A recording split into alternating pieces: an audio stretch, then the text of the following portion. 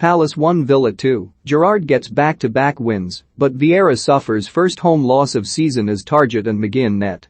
Steven Gerrard came out on top of the clash of the managerial midfielders as he consigned Patrick Vieira to his first defeat in 8 games. Vieira may have taken the majority of the bragging rights in their contests as players, but it is Gerrard who took the plaudits in the first time they have come face-to-face across rival dugouts. Goals from Matt Targett and John McGinn were enough for Aston Villa to make it 2 wins out of 2 under their new manager. And having taken maximum points from his 2 games in charge, there will be few now challenging the decision to dump Dean Smith at the start of the month. It is the small matter of Manchester City at home next on the table for Gerrard, but however that pans out, it is clear he is already getting a tune out of his players at Villa Park. In contrast, Vieira will have to go back to basics at Selhurst Park as his team missed out on the chance of setting a club record by making it 8 undefeated in the Premier League as they were well beaten. Gerrard has wasted little time showing he is able to make the tough decisions, as Danny Ings found to his cost.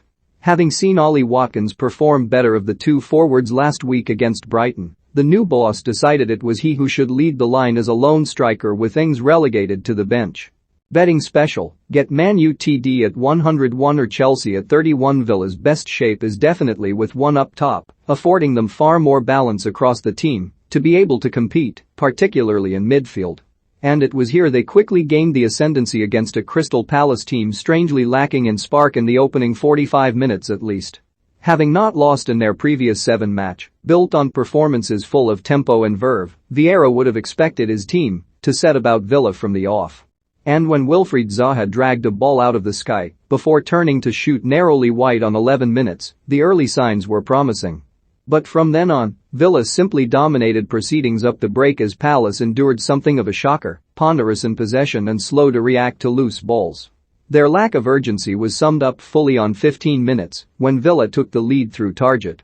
Ashley Young's corner from the right evaded all the defenders and the full-back was afforded the time to control without being closed down to drive a low shot into the net. Young then tested Vicente Guaita with a low shot at the near post before McGinn curled a lovely effort just across the face of goal with Palace on the rack.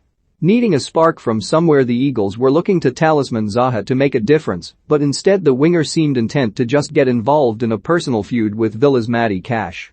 The pair exchanged words several times before Zaha responded to a niggly challenge to push the full-back to the floor, with both earning a booking for their troubles.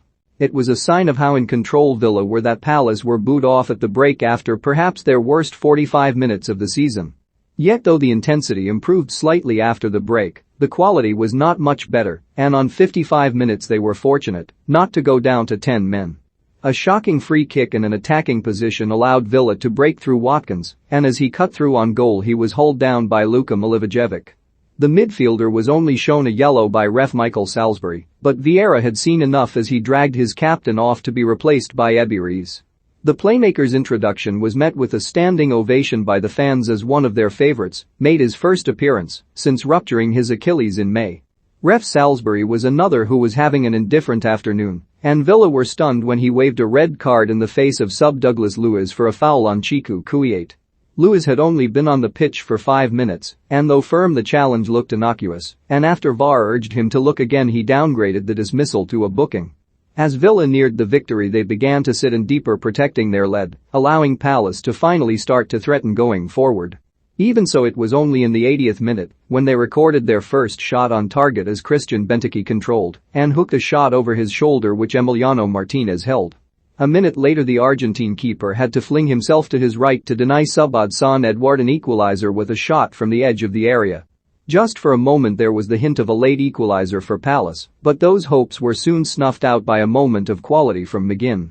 The Scot stepped onto a ball on the edge of the area and curled a delicious shot into the top corner to make sure of all 3 points, despite Mark Guéhi scrambling a late consolation in stoppage time. Read our football news live blog for the very latest rumors, gossip and done deals.